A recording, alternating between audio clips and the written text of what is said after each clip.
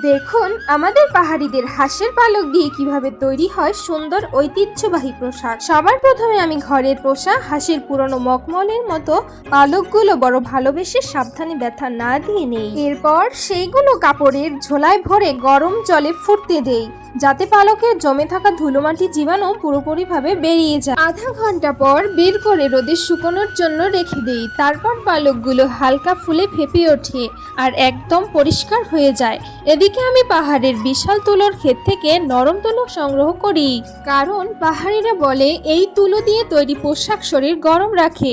এরপর তাজা তুলো থেকে বীজগুলো আলাদা করি, তারপর সেই তুলো ধীরে ধীরে চক্রার সাহায্যে সরু সরু সুতোর রূপ নেয়। এবার সেই সুতো এক এক করে বুনতে থাকে। এরপর শুকনো হাঁসের পালক ভরে ধীরে ধীরে পোশাকগুলো সেলাই করি। তৈরি হয়ে যায় হাঁসের পালকের সুন্দর ঐতিহ্যবাহী পোশাক। তো আমার ভিডিওটা কেমন লাগলো অবশ্যই আমার চ্যানেলটি সাবস্ক্রাইব করে জানাবে।